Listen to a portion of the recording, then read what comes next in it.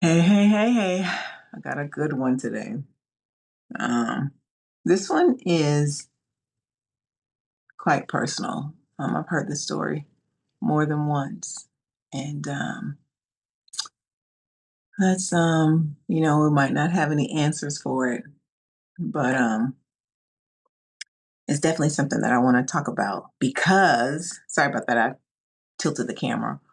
Um, because it's something that happens to us that we experience, especially in midlife. So, get comfortable, grab a snack, come on back.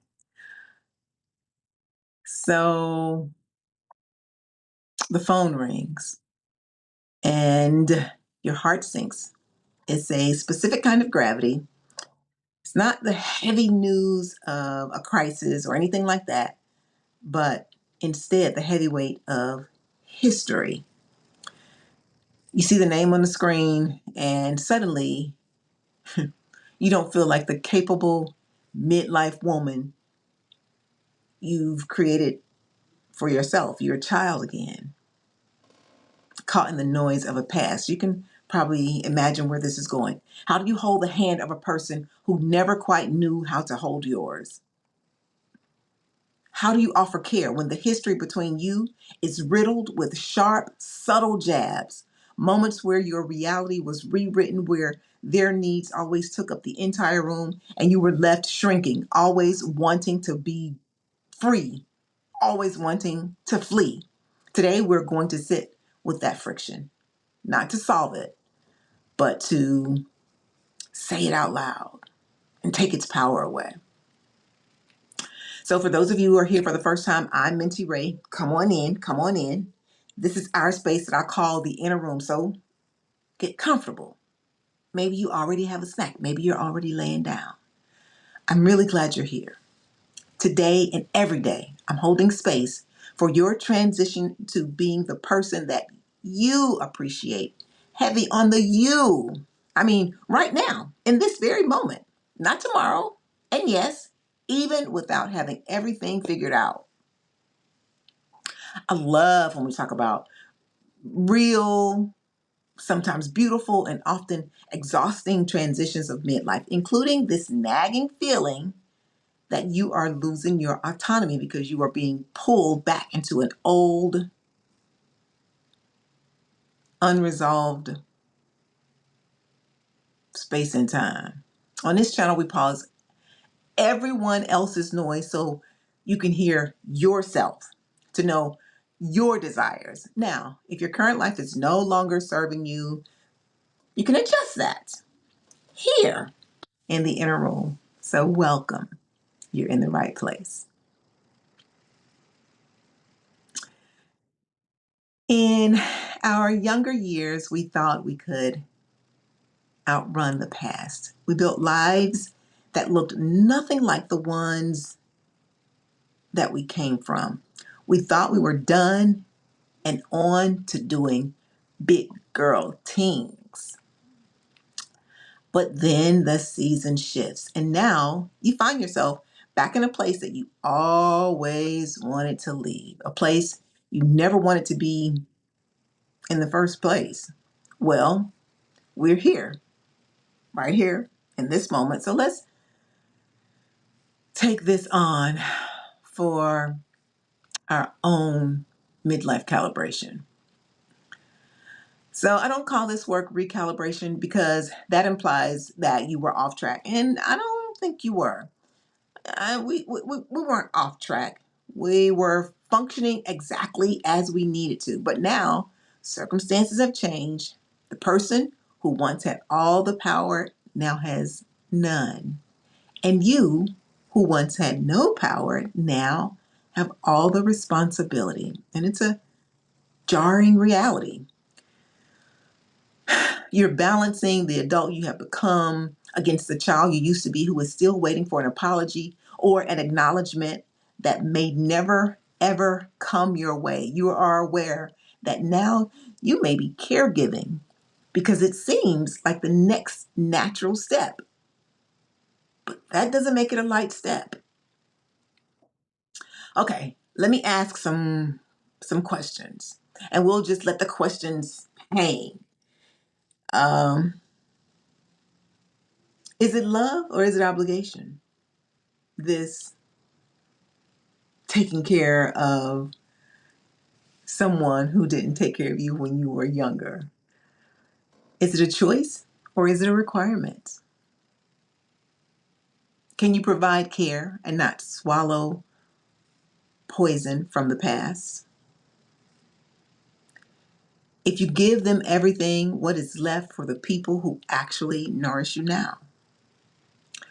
How do you keep your light on when this new way threatens blowing it out?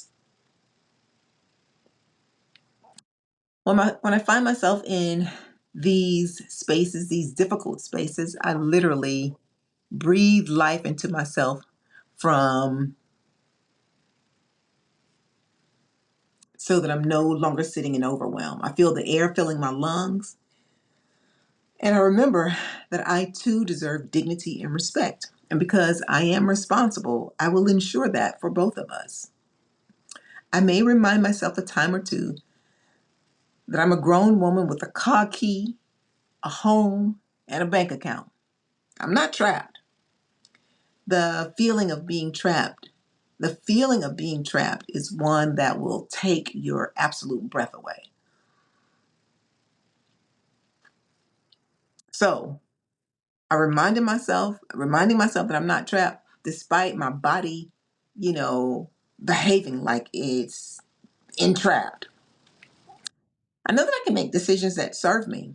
I can create conditions that support me. I remind myself my peace is not available for negotiation. I remind myself that I show up without giving myself away. I can be present and I will not take the brunt of anyone else's ways. The practical side of caring for myself is practicing self compassion, not as a luxury, but as a commitment. It's about recognizing that there is an internal no happening currently, even when the external yes is required. So I feel like no, but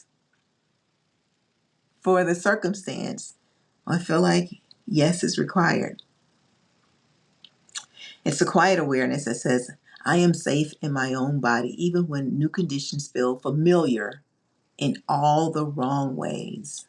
It's a condition that must be met, and I must meet it for myself.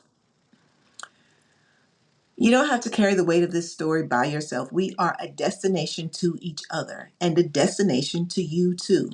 And we are standing here with you. Sometimes naming things helps. It makes difficulties lighter because they are not inside of you, alone in silence, alone in fear, alone in grief, or even shame. It is out, available to be addressed, seen, and no longer hidden in darkness, especially when it's shared among those who know the language of complicated grief, like we. There's a specific kind of mourning that happens when the person is still alive, but the relationship you needed never was. We hold space for you. We hold space for that. No judgment, no platitudes that ignore your pain, just the truth. This is heavy work. It's exhausting to be the responsible one in a room that doesn't always feel kind to you. But remember, you are the one in charge of your own peace now. You can do what needs to be done without handing over your soul. You can provide the care and still be the woman who protects her own heart. Look at your hands. I'm looking at mine. I'm reminding my own self they are capable. Look at your life. It's yours. Keep breathing. What you choose to give is enough. What you choose to keep for yourself is right. You're more than enough. Take care of yourself, and I'll see you next time.